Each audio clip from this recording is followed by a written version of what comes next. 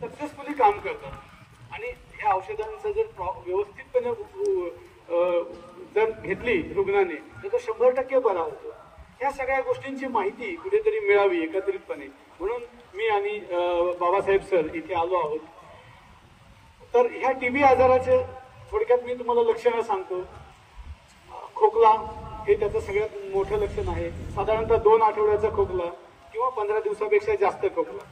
आता हे लक्षात कसं ठेवायचं की कधीपासून खोकला येतो. आपल्याला आपल्या तब्येतीबद्दल आपल्या घरच्यांच्या तब्येतीबद्दल थोडीशी जागरूकता असावी. आपण लक्ष ठेवावं कधीपासून खोकला आहे, किती दिवसापासून येतो आहोत. किंवा जर आपण 2-3 दिवस खोकला झाला तर डॉक्टरांकडे जातो. डॉक्टर आपल्याला प्रिस्क्रिप्शन देतात. ती तारीख आपल्याकडे असते. त्या तारखेचा रेफरन्स लावून पण आपण लक्षात ठेवू शकतो की 2 आठवडे झाले, 15 दिवस झाले तरी माझा खोकला बरा नाही झाला तर मग आता मी पुढे तपासणी केली पाहिजे. खोकला हे त्याचं लक्षण आहे. तसंच दुसरं आहे बेडका. बेडका माहिती आहे ना, ज्याला आम्ही स्पुटम म्हणतो. म्हणजे जो घट्ट कफ बाहेर पडतो तो कफ ते त्याच्यामध्ये दिसून येतं. 15 दिवसाचा खोकला त्याच्यानंतर बेडका. काही लोकांमध्ये ह्या कफ मधून रक्त सुद्धा पडतं, ज्याला हिमोप्टॅसिस म्हटलं जातं मेडिकलच्या भाषेमध्ये. ते सुद्धा दिसून येतं. हे एक त्याचं लक्षण आहे. त्याचप्रमाणे थोडासा व्यक्तीला म्हणजे अशक्तपणा येतो, वजन कमी होतं, ताप येतो आणि ह्या तापाचं प्रमाण रात्रीच्या वेळेस जास्त असतं. नाईट फिवर आपण त्याला म्हणतो. संध्याकाळच्या वेळेस ताप दिसून येतो त्या व्यक्तीला झालेला. तसंच भूक कमी लागणे आणि संध्याकाळच्या वेळेस आहे ना, जसं ताप येतो ना तसंच घाम येणं हे सुद्धा दिसून येतं. हे त्याचे महत्त्वाचे लक्षण आहेत. खोकला आहे, बेडका आहे, थुंकीतनं होणारा रक्तस्राव आहे, त्याचप्रमाणे रात्रीची ताप येणं, रात्रीचं घाम येणं, थकवा येणं, भूक कमी लागणं, या अशक्तपणा, दम लागणं, थकवा जाणवणं खूप सारा हे याच्यामध्ये दिसून येतं. आता हे जे काही लक्षणं सांगितले हे छातीचा जो टीबी आहे, छातीचा जो क्षयरोग आहे त्याच्याशी मॅच होतात.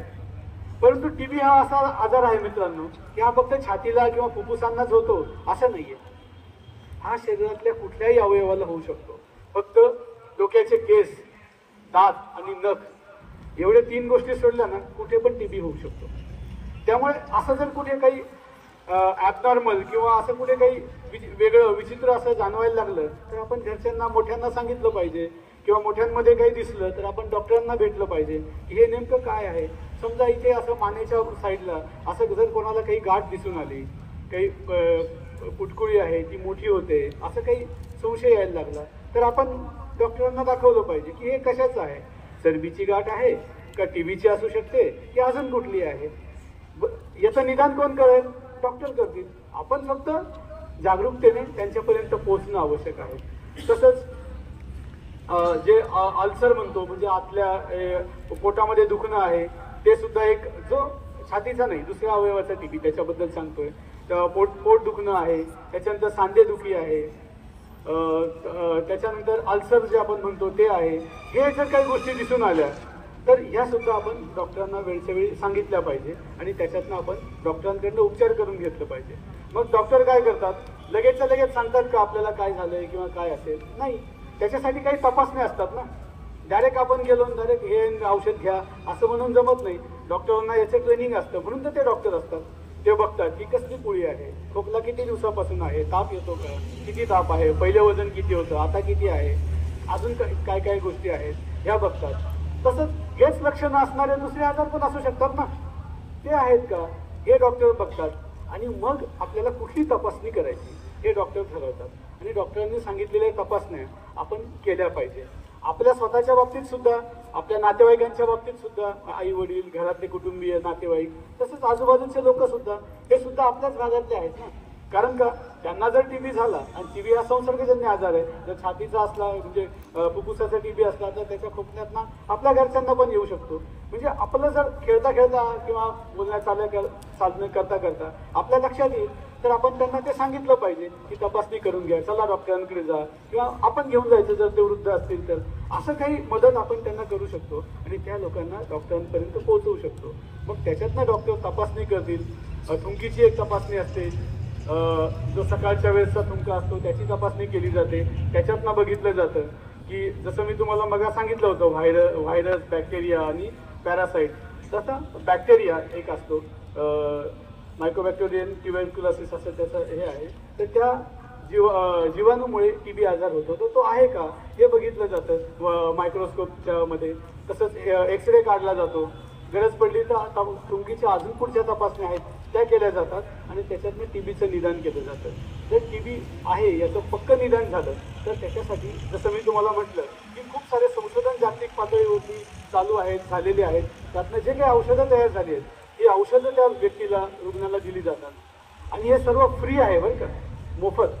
भारत सरकारने टीबीच्या तपासण्या आणि टीबीचे उपचार संपूर्णपणे फ्री, मोफत केलेले आहेत.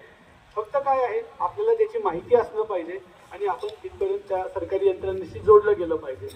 त्याच्यासाठी आपण तिथे काही त्रास असेल तर तपासणी केली पाहिजे, डॉक्टरांना दाखवलं पाहिजे. मग ह्या सर्व गोष्टी होतात. तसंच पेशंटचं नाव कधीही कुठे सांगितलं जात नाही, एवढी सुद्धा गुप्तता सरकारी यंत्रणेमध्ये पाळली जाते. त्यामुळे ती पण भीती आपण मनातनं काढून टाकायची किंवा माझं नाव कोणाला कळलं तर, माझ्या घरच्यांचं नाव कोणाला कळलं तर. असं होत नाही, नाव सांगितलं जात नाही. उपचार घरापर्यंत दिले जातात. म्हणजे ते जे काही औषधं आहेत ना, ती औषधं आपल्या जे आरोग्य कर्मचारी आहेत ते आपल्या घरी सुद्धा आणून देतात. म्हणजे एवढ्या पद्धतीने त्याचे उपचार आहेत. सोय गव्हर्नमेंटने केलेली आहे. तसंच जर ते कुटुंब गरीब असेल तर त्याच्यासाठी त्यांना आर्थिक मदत किंवा काही पौष्टिक आहाराच्या रूपाने मदत सुद्धा गव्हर्नमेंटकडनं दिली जाते. तर ह्या सगळ्या गोष्टी आपल्याकडे उपलब्ध आहेत. फक्त आपलं काम काय आहे, या गोष्टी आपण समजून घेणं, त्याच्यावरती विचार करणं, स्वतःच्या बाबतीत, आपल्या कुटुंबियांच्या बाबतीत, जे आपल्या शेजारी आहेत आजूबाजूचे त्यांच्या बाबतीत जागरूक राहणं, त्यांना ही माहिती देणं, कोणाला मदतीची गरज असेल तर त्याला दवाखान्यापर्यंत पोहोचवणं आणि डॉक्टरांचा सल्ला घेणं. किंवा आम्ही तुमच्या गावामध्ये नेहमी असतो, 1 वर्षभरापासून आहोत, आताही अजूनही कामानिमित्त तुमच्या गावात असणारच आहोत. आम्हाला जरी तुम्ही सांगितलं तरी चालेल, आम्ही त्या व्यक्तीला ची तपासणी आणि याची पुढची व्यवस्था बघू.